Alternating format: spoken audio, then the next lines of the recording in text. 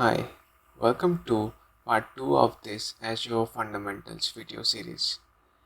In this video, we will discuss about some basic cloud services and cloud characteristics. Now the first thing to discuss in this video is some basic cloud services which people generally opt for as per their needs. Some of the very basic services or commonly used services are compute power, storage, networking, and analytics. For now, we will have a brief on compute power and storage. Coming to compute power. So, when you send an email or book a reservation on the internet or pay a bill online, you're interacting with cloud based servers that are processing each request and returning a response. As a consumer, we are all dependent on the computing services provided by the various cloud providers that make up the internet. When you build solutions using cloud computing, you can choose how you want your work to be done based on your resources and needs. For example, if you want to have more control and responsibility over maintenance, you could create a virtual machine. A VM is an emulation of a computer, just like your desktop or laptop you are using right now. Each VM includes an operating system and hardware that appears to the user like a physical computer running Windows or Linux. You can then install whatever software you need to do the task you want to run in the cloud. Now there are other options as well. One is container. So what is a container? Containers provide a consistent, isolated execution environment for applications. They are similar to VMs except they don't require a guest operating system.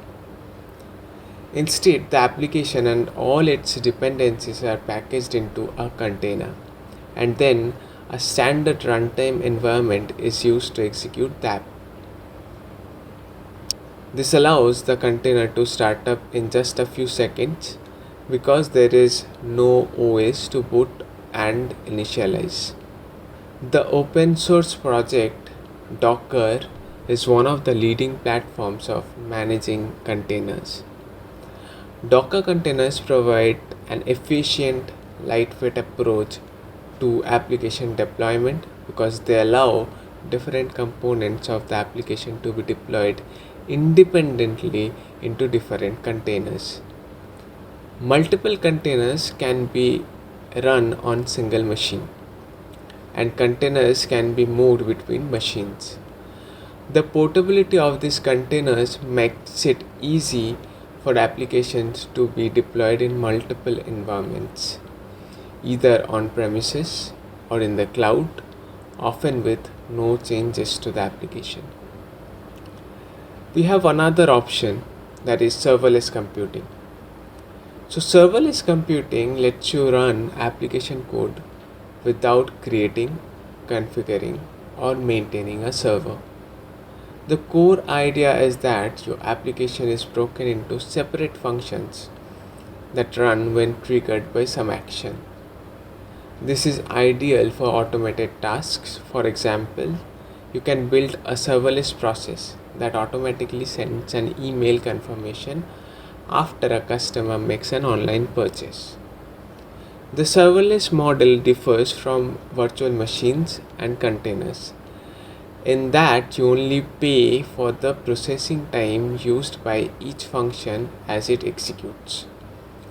Virtual machines and containers are charged while they are running, even if the application on them are idle.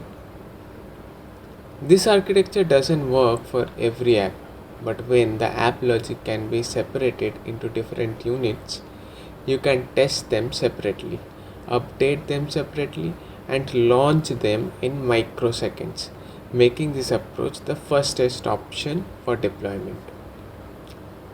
The next service we will discuss is storage. So most of the devices and applications read and or write data. Here are some examples like buying a movie ticket online, looking up the price of an online item, taking a picture, sending an email, leaving a voicemail, etc. In all of these cases, data is either read or written. The type of the data and how it is stored can be different in each of these cases. Cloud providers typically offer services that can handle all of these types of data. For example, if you want to store text or a movie clip, you could use a file on disk. If you had a set of relationships such as an address book, you can take a more structured approach like using a database. The advantage of using cloud-based data storage is you can scale to meet your needs. If you find that you need more space to store your movie clips, you can pay a little more and add to your available space. In some cases, the storage can even expand and contract automatically, so you pay exactly what you need at any given point of time. Now moving next to the characteristics of cloud computing.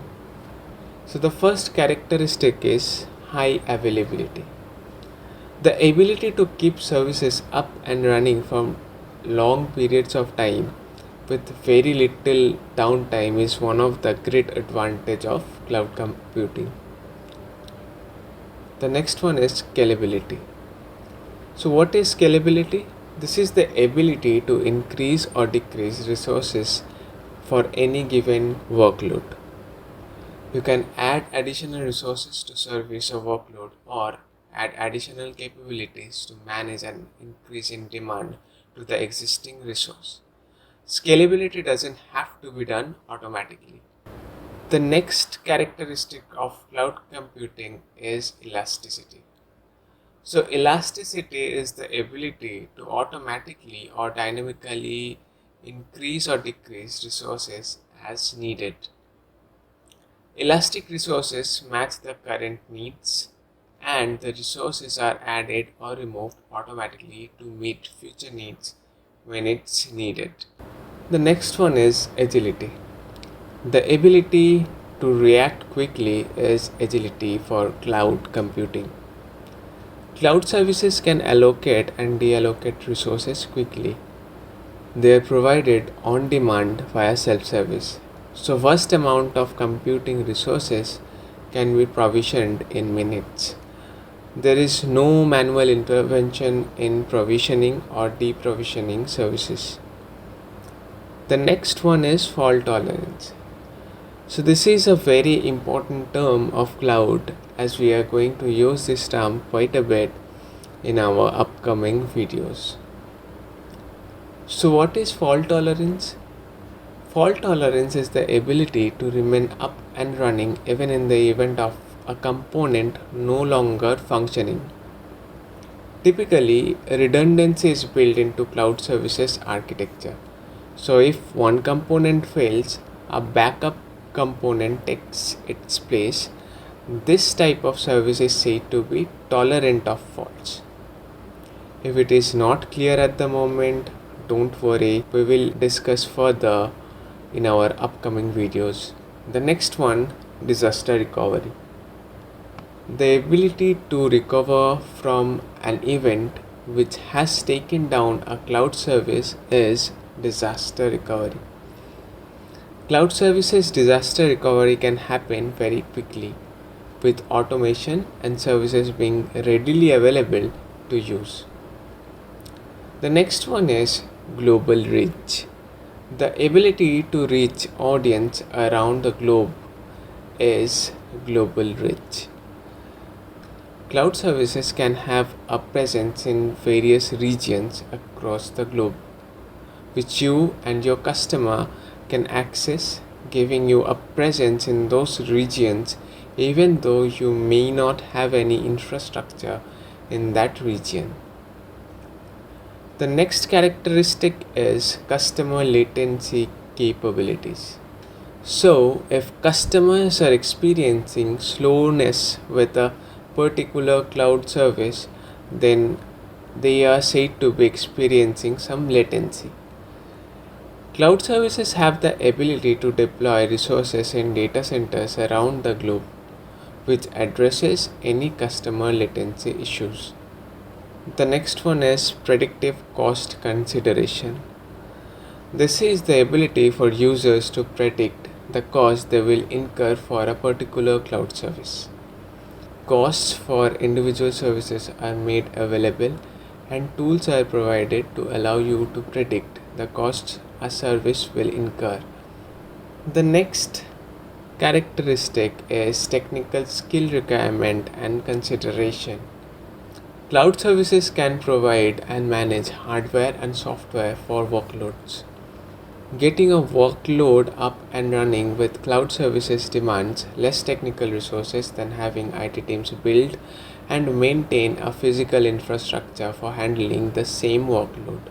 On-site data centers typically require a lot of hardware setup, software patching, and other time-consuming IT management. Cloud computing eliminates the need for many of these tasks. This allows IT teams to spend time focusing on achieving more important business goals.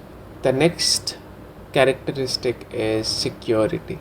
Cloud providers offer a broad set of policies, technologies, controls, and expert technology skills that can provide better security than most organizations can otherwise achieve.